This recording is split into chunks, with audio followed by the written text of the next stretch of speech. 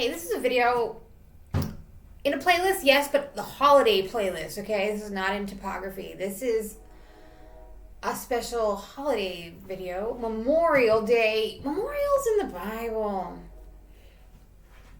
31 times. Okay, the first one I found is Zechariah 6:14, something about a memorial in the temple. So I think I have it pre-planned out here for you. Okay, 6:14 is the actual line. I'm going to read you some of 6. I'm going to read all of 6. It's not that long. Okay, I'm reading from the Jerusalem Bible. I prefer the New Jerusalem Bible, but this one is what we got. Zechariah 6 is called the 8th vision. Okay. Okay, this is the second year of Darius. This is the conversion. Okay, something just flew off the wall. I'll show it to you in a minute.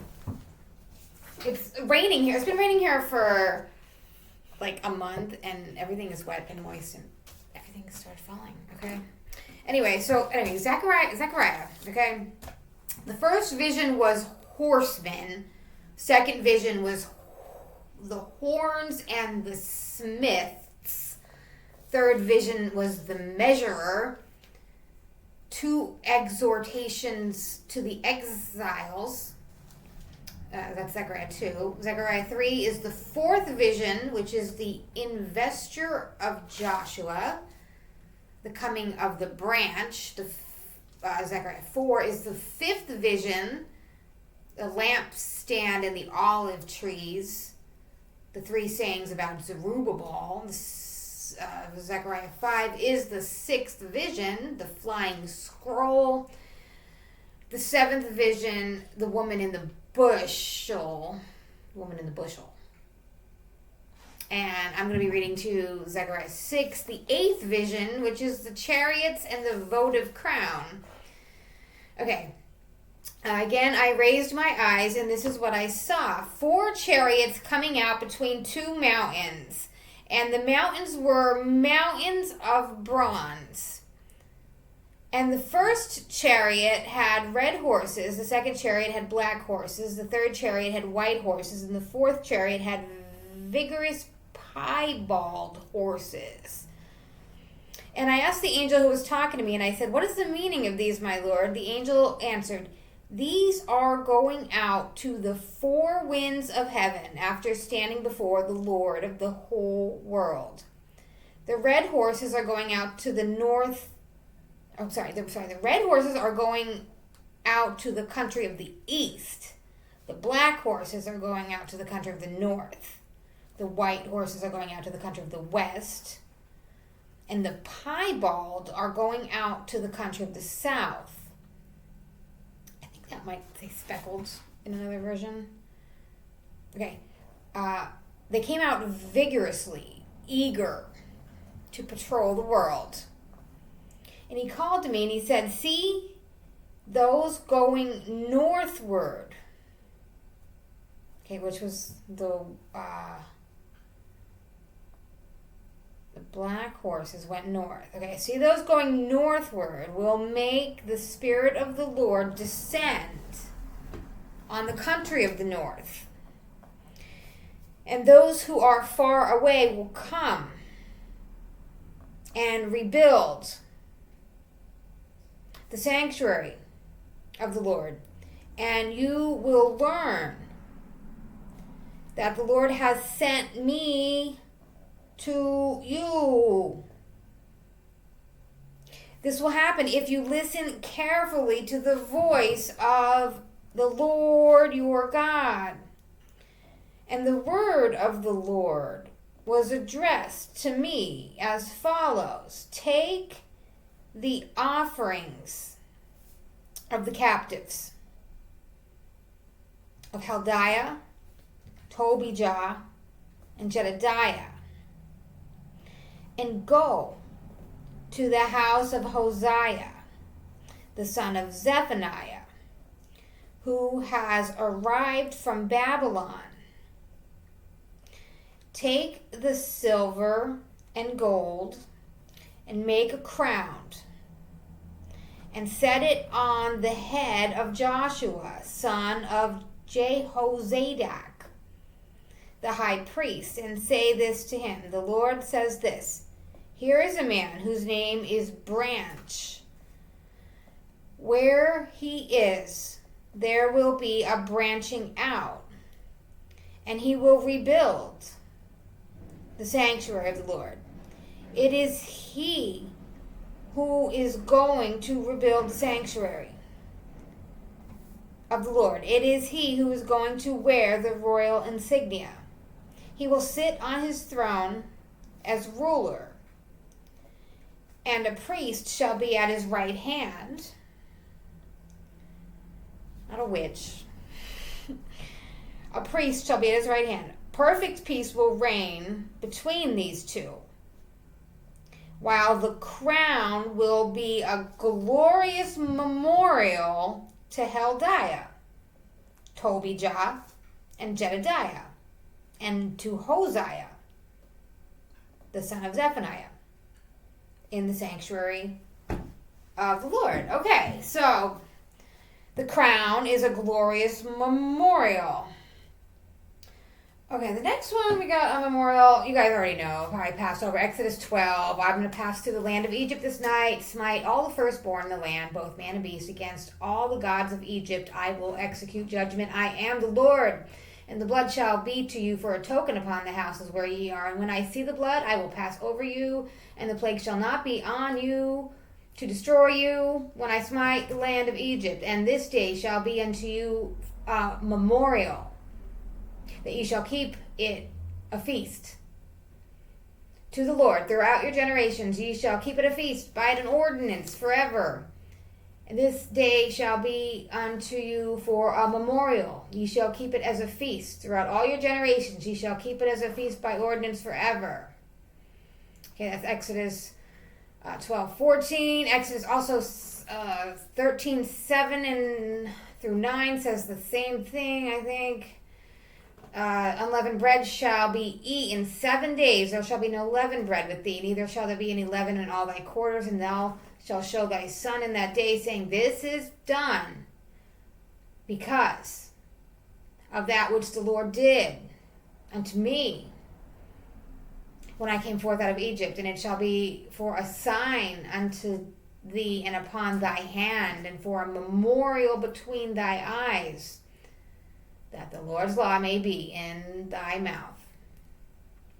For with a strong hand hath the Lord brought thee out of Egypt. Exodus 17. That's a good one.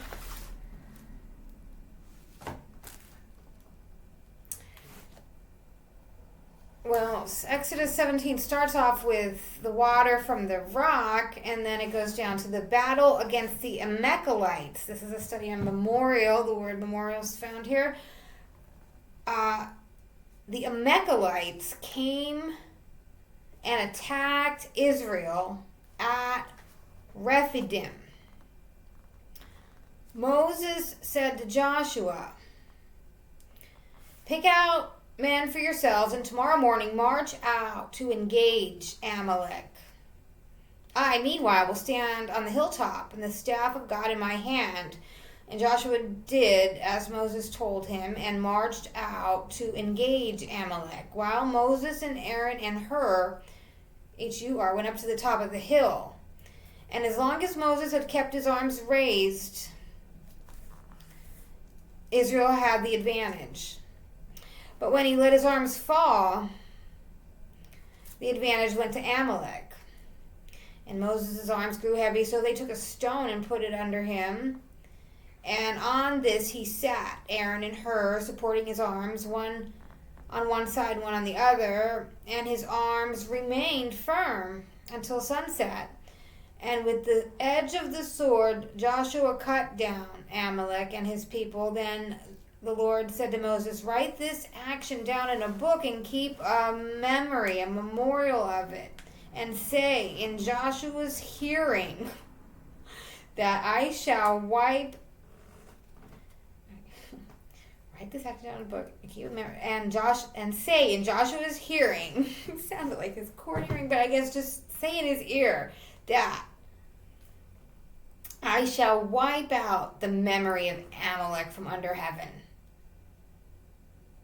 Moses then built an altar and named it, okay, this book says Yahweh Nissi, Nissi.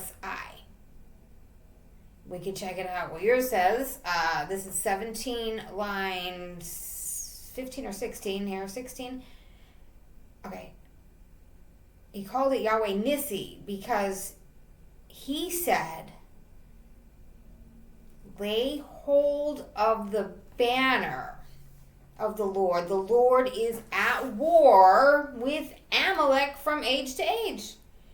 Okay, so a memorial not to forget about the war that the Lord has. That's a good one. Exodus 30.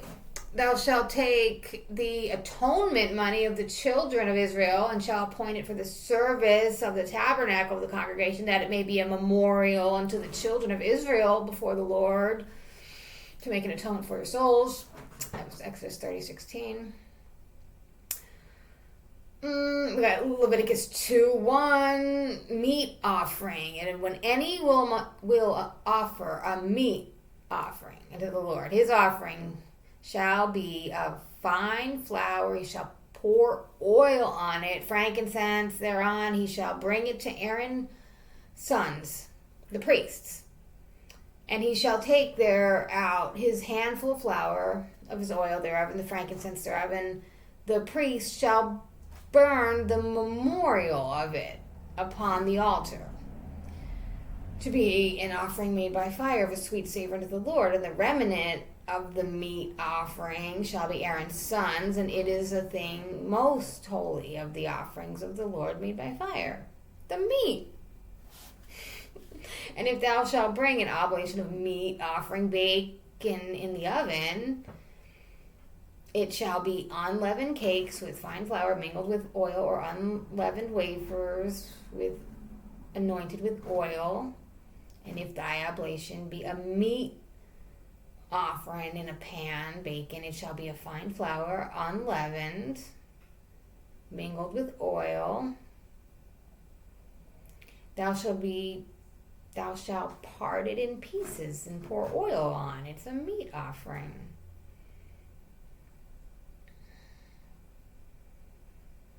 Leviticus 5. Do I have that one? I have Leviticus 23 here. Memorial of the trumpets, memorial blowing of trumpets. Leviticus 5 says, he shall bring it to the priest. The priest shall take a handful of it, even a memorial thereof, and burn it on the altar. A sin offering, offerings made by fire. Leviticus 23 is the memorial blowing of trumpets, holy convocation.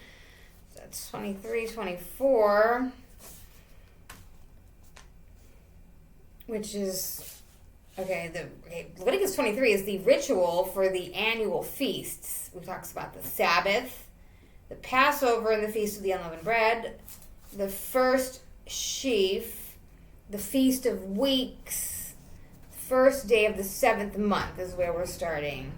Leviticus 23:23, the Lord spoke to Moses and he said, speak to the sons of Israel and say to them, the first day of the 7th month is a day of rest for you, a sacred assembly, proclaimed with a trumpet call, a memorial of blowing of trumpets, a holy convocation. You must not do any heavy work.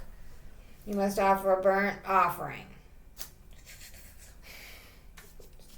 Okay, how about Leviticus 24? Command the children of Israel that they bring unto thee,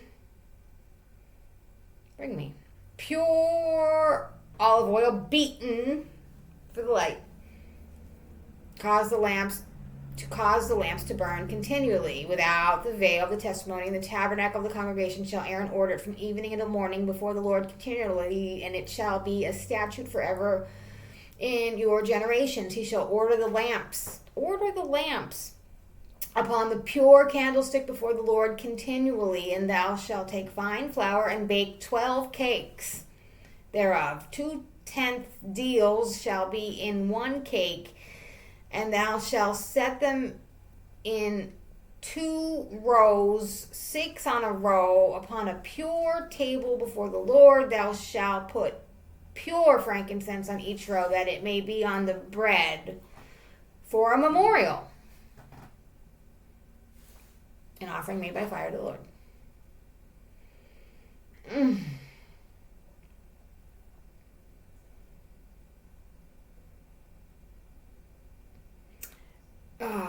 Children, number 16, to be a memorial unto the children of Israel, that no stranger, which is not of the seed of Aaron, come near to offer the incense before the Lord, that he be not as Korah, and his whole company was corrupt, as the Lord said to him by the hand of Moses. That's Numbers 16:40.